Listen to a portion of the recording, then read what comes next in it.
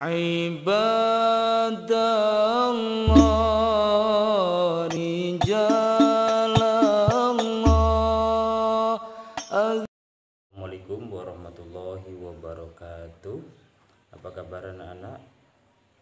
Alhamdulillah, kita belajar pagi hari ini pelajaran fikih kelas 2 sampai pada waktu tentang sholat fardu.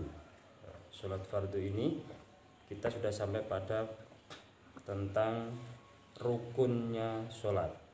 Rukunnya sholat yang pertama adalah niat. Niat pada saat ini adalah caranya yaitu badan berdiri tegak menghadap kiblat.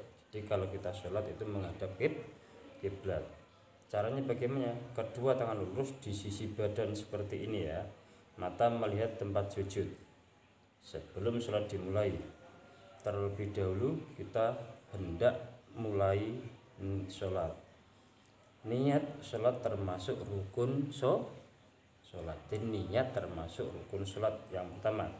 Niat sholat boleh dibaca di dalam hati. Jadi kita niat hanya karena Allah di dalam hati. Nah, niat sholat boleh diucapkan dengan lisan ataupun dengan mulut kita diucapkan. Mengucapkan niat sholat sebaiknya diri sendiri yang mendengar. Jadi berbisik-bisik, yang penting niat kita, telinga kita bisa mendengar suara kita sendiri, itu paling minim. Waktu niat adalah bersamaan dengan takbiratul ihram. Contohnya Allahu Akbar, niat kita di dalam hati. Niat sholat harus disesuaikan dengan sholat yang hendak kita kerjakan. Contohnya yang pertama kita adalah niat sholat subuh. Bismillahirrahmanirrahim. Usolli fardhu subhi rak'ataini mustaqbilal qiblati ada'an lillahi ta'ala. Allahu Akbar. Nah, itu yang pertama dimulai adalah sholat mengucapkan niat dibarengi dengan takbiratul ihram tadi. Artinya apa? Saya sholat subuh 2 rakaat menghadap kiblat pada waktunya karena Allah Ta'ala. Nah, itulah cara niat kita sholat subuh yang pertama. Yang kedua, niatnya sholat duhur. Ada berapa rakaat? Ya, ada 4 rakaat sholat duhur itu. Bismillahirrahmanirrahim. Contohnya yaitu usolli fardud duhri arba'a raka'atin mustaqbilal kiblati ada'an lillahi ta'ala. Allahu Akbar. Artinya apa? Saya sholat duhur 4 rakaat menghadap kiblat pada waktunya karena Allah Ta'ala. Itu adalah niatnya sholat. Niatnya sholat apa? Niatnya sholat ya, itu adalah niatnya sholat duhur. Niatnya tadi seperti tadi, yaitu kita mengucapkan dengan lisan, tapi hati kita juga harus mengetahui artinya yang kita ucapkan. Selanjutnya adalah niatnya sholat asar. Bismillahirrahmanirrahim. Usolli fardhol asri arba'a raka'atim mustaqbilal kiblati ada'an lillahi ta'ala. Allahu Akbar.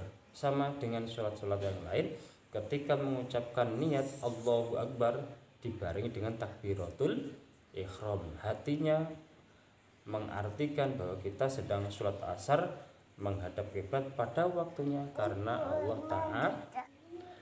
Ya, selanjutnya adalah kita akan melaksanakan sholat maghrib. Contohnya yaitu tadi usolli fardhol maghribi salasa raka'atim mustaqbilal kiblati ada'an lillahi ta'ala. Allahu Akbar. Nah, ketika kita sholat, lisan kita, mulut kita mengucapkan niat, hati kita harus juga ikut niat. Karena apa? Niat dibarengi dengan hati. Kemudian yang kelima adalah kita melaksanakan sholat isya. Niatnya yaitu usolli fardhol isya'i arba'a raka'atim mustaqbilal qiblati ada'an lillahi ta'ala. Allahu akbar. Sama ketika kita sholat baik subuh, duhur, asar, maghrib ataupun isya, ketika kita niat harus dibarengi dengan membaca takbiratul ihram. Apa sih takbiratul ihram itu?